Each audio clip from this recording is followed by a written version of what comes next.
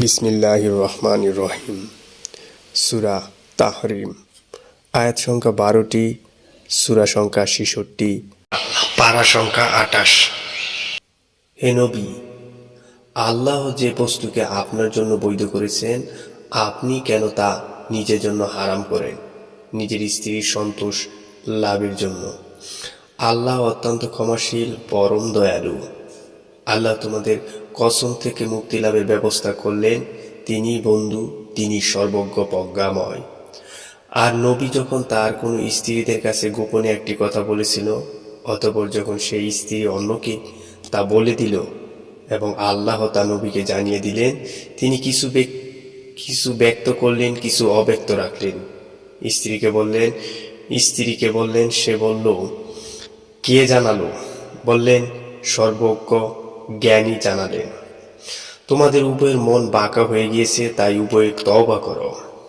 কিন্তু যদি তোমরা বিরোধিতায় থাকো, তবে আল্লাহ, তার বন্ধু এবং জিবরাইল ও নেককার মুমিনরা, অন্য ফেরেশতারাও তার সাহায্যকারী। যদি নবী তোমাদেরকে তালাক দিয়ে দেন, তবে তার রব তার জন্য উত্তম স্ত্রীর ব্যবস্থা করবেন, যারা মুসলিমা, মুমিনা, অনুগত্যা, তওবাকারিণী, ইবাদতকারিণী, রোজাদার, অকুমারী ও কুমারী। হে মুমিনরা, জাহান্নামের আগুন থেকে নিজেদেরকে ও স্বজনদেরকে রক্ষা কর, যার ইন্ধন মানুষ ও পাথর, যেখানে নিয়োজিত আছে কঠোর, নির্মম ও শক্তিশালী ফেরেশতারা, যারা আল্লাহর আদেশ তৎক্ষণাৎ মান্য করে, কখনো অমান্য করে না। হে কাফেররা, তোমরা আজ ওজর করো না, তোমাদের তার প্রতিফলন দেওয়া হবে যা তোমরা করতে। হে মুমিনরা, আল্লাহর কাছে খাঁটিভাবে তওবা করো। আশা করা যায় তোমাদের রব তোমাদের পাপসমূহ মার্জনা করবেন এবং এমন জান্নাতে দাখিল করবেন যার নিচে দিয়ে ঝর্ণা প্রবাহিত।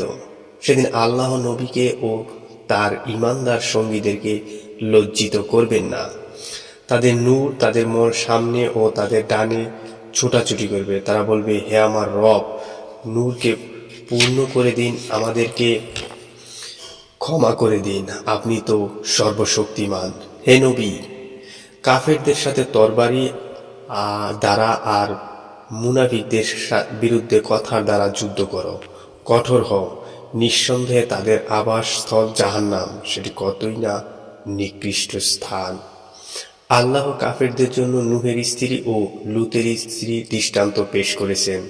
তারা দুজন আমার সৎ ব্যক্তিদের মধ্যে হতে দুই সৎ ব্যক্তির অধীনে ছিল, কিন্তু তারা উভয়ই তাদের হক নষ্ট করেছিল। ফলে নবীদ্বয় তাদের উভয়কে আল্লাহর শাস্তি হতে বাঁচাতে পারল না। বলা হলো, জাহান্নামে প্রবেশকারীদের সঙ্গে তোমরাও জাহান্নামে প্রবেশ করো।